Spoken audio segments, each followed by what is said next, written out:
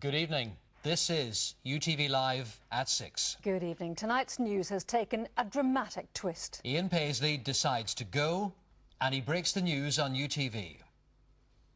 I wanted to say to myself, oh, you could go on, finish your course, and I'd like to have done that. But I don't think that that is what I should do. And I became convinced, became convinced that my decision was a right one. Well, you'll hear that sensational interview with the First Minister in a moment, and we'll bring you as much political reaction as we can to this breaking news. And while this isn't the end of his political career, it is the end of an era. And we'll be looking back at the political life of Ian Paisley, a career spent saying no surrender, then saying yes to power sharing with Sinn Féin. Ian Paisley is to quit as First Minister and leader of the DUP. He's to step down after the investment conference in May. In an exclusive interview with our political editor Ken Reid, he says the time is right for change. Ian Paisley believes he has achieved much in politics, but now it's time to move on. Just make it clear, you'll be stepping down as First Minister and leader of the DUP after this important investment conference? That is right, that's right, soon after it.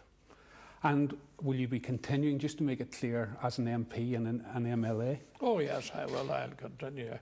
I hope to finish my course in Westminster. I hope to finish my course here in Stormont. I don't see why I shouldn't. And I think the North Antrim people would be very displeased with me if I just bowed out and said goodbye, because I've never been in politics only for their faithfulness, their loyalty and dedication to what I proclaimed to them and what we fought for and have achieved. So when did you come to this decision? I came to this decision a few weeks ago when I was thinking very much about the conference and what was going to come after the conference. And I thought that that is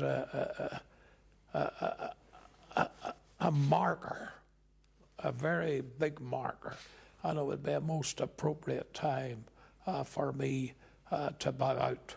I would wanted to say to myself, oh, you could go on, finish your course, and I'd like to have done that. But I don't think that that is what I should do. And I became convinced, became convinced that my decision was a right one. And I'm more convinced of that than ever have been. Your son has had a bit of bad publicity recently. I mean, has that had any effect? And what's his future, in your opinion? Well, he will just mind his own business.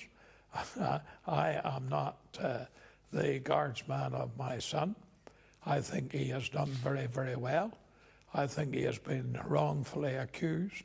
I think people who couldn't get after me got after him, thinking they could hurt me. And of course, every father loves his family, and every father loves his sons. And I think he has done very well. And I think that when the books are opened and read at the last, there'll be very little said about this period. Be more said about the achievements he made and his dedication for work. The DUP, there appears to be, and I have to say it's been beneath the surface, a few ripples recently. How do you see the future of your party, and who do you see succeeding you as leader? Well, this is not the Church of Rome. This is not apostolic succession. And I have no right to say who'll succeed me. The person that succeeds me will succeed me when the mark is on the paper and the ballot is cast. And whoever that will be will have my support and my encouragement. And if he wants to take my advice, he'll get his advice if he asks for it. But I'll not be sitting like Putin in Russia saying to the president, this is the way you have to go. When I make a break, it is a break, and it will be a break. But I'll be there if my services are required to help, to be a helper and a labourer. You took your party into government with Sinn Féin. It's nearly a year now. Yes. Have you any regrets, sir, or was it the right thing to do? It was the right thing to do because it was the only thing to do in the circumstances that was going to save us from an eventual united Ireland. Because we were threatened that we were going to be more Irish in our rulership, that Dublin would have a greater say, and that we would have absolutely no say. And that was the threat made by the British government upon us. Well, we were able to so work that we put that to rest. And I mean, not even the ardent Republicans are talking now about a united Ireland, and it'll be in a few years' time. I think we have laid to rest that, and they have come to see, well, we'll just have to bear up with Paisley and his clan and with the people that believe with him. And so they have, and I think that they've come to see, well, we have to take it as it is. And I believe that we took what was meant for our destruction, we turned it to our safety and salvation. Well, that was Ian Paisley talking a short time ago to our political editor, Ken Reid, who joins us now live from Stormont. So, Ken, what next?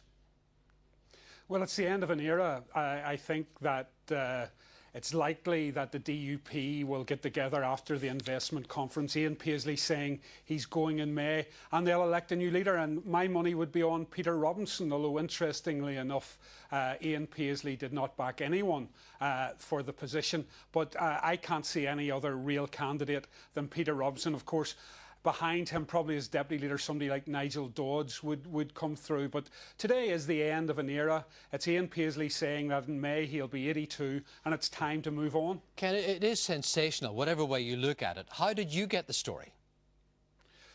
Well, you work at these things, and I was scenting stuff yesterday that something big the last few weeks. I think I talked last night about problems within the DUP, and Ian Paisley has a very astute political brain, and I think he said 2 weeks ago he decided to go. There was controversy over his son.